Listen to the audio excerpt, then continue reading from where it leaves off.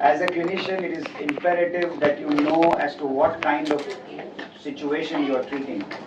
So patient can come to you with a vital tooth, he can come to you with a non-vital tooth, he can come to you with a necrotic tooth.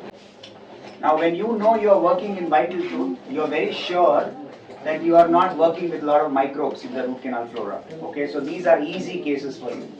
Any patient coming to you with irreversible pulpitis, and when you open, you know, okay, the tooth is quite vital, most of the canals are vital, there is inflammation, but at the same time, you know, microorganisms are not invaded much. So for me, it becomes a single visit endodontics because I don't have to battle the microbes a lot with my irrigation. Having said that, it is extremely important that you follow the irrigation protocol. I will again brief you today how exactly you irrigate. Okay, what's the protocol? Second situation, patient will come to you with a non-vital tooth, meaning to say he has no swelling. Okay, he has no clinical findings inside. There is no fistula, there is no sinus tract. But at the same time, you see, patient is very comfortable, but he has pain on and off. This is chronic inflammation. So maybe he had DK 6 months back, he never visited the dentist because the pain was on and off, and then he keeps dragging on. Okay, and then a point will come where it becomes a little consistent. Okay, so now we know the pulp is non-vital.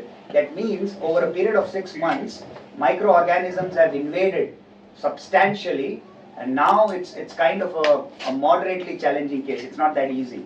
So you have to, in such cases, you cannot do single visit because it takes a lot of time to get all the microorganisms out. So here, more than shaping, cleaning becomes more important.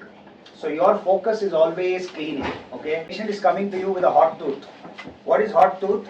He'll come to you with intraoral swelling, possibly extraoral swelling. Okay, with fistula, lot of drainage.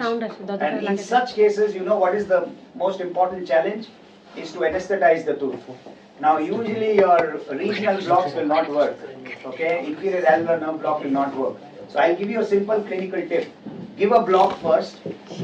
Now the moment you start opening up the access, patient will jump. He is not comfortable because the block is not working. So you have to give 2 supplementary blocks in this, supplementary anesthesia in this case. So what I will do first is I will give an intraligamentary at all 4 points, mesial, distal on both the sides, buccolingual, and I will give intrapulpal. Now the patient is very comfortable. He will give you that kind of comfort zone to work. Otherwise, he will not allow you to touch the tooth. So please give intraligamentary, okay? And intrapulpal you will give only when you open up the chamber a little bit. Okay, you expose the chamber very little. You don't have to open it up completely, and then you inject it under pressure. So at that time, you have to work psychologically with the patient. So now you calm the patient. You tell the patient, okay, see, anesthesia is not working, but at the same time it is important, and I need to open up your root canal, otherwise you will not get relief. So you start talking to them as you are giving intrapulpal, because intrapulpal is extremely painful. Okay, so what is more important is your tongue need to talk now. It's not about the injection, it's about you. So keep talking to them and quickly give them intrapulpal. Now the advantage of intrapulpal is it is rapid onset of action. It acts very fast. I mean, patient will be immediately relieved of pain. And then you have to open up the access in the next 5 to 10 minutes because the action stays for only 15 minutes. Intrapulpal, it doesn't last longer. Okay, so you have to be quick. In the next 15 minutes, you complete the access, you remove all the pulpal tissue, and you clean up all the canals, and now the patient is extremely happy. So what is more important is know the ground, number 1. Second, never do endodontics without pre-operative radiograph. Now why pre-operative radiograph? Not in one angle, you have to take it in 2 angles. For example, patient comes to you with pain. What most of them do is they don't even take a pre-operative radiograph, immediately start drilling, open up the access. Now the problem here is this clinician has no clue as to what kind of anatomy he is working on, right? So it's very important, take one shot, your regular angle, and then I will take a mesial shift. Always do mesial shift because then that will show you if there are more number of roots or any missed canals. Okay, so what happens is the slob rule. So it's the same lingual opposite buccal. The lingual root remains where it is, the buccal will go on the opposite side. It also helps when you're doing working length determination, especially if you're doing radiographic method. So is it very clear? So these are some important things you try and do in your clinic. Okay. So now let's look at How many of you are using rubber dam here? Not many people. Rubber dam. Some not regular, but sometimes. Okay, it has to be regular. It should not be irregular. Okay. It's not very difficult. It's in the mind. You see. Yeah. Rubber dam is extremely easy, especially for endodontics. It's very easy. For restorative, it is tough.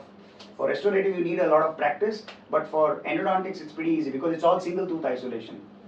Yeah, so try to develop the art of placing rubber dam in all of your cases, because only if you place rubber dam, you will be able to do very good disinfection. Otherwise, no. Because sodium hypochlorite, then you will dilute, okay? Or most of them will use saline.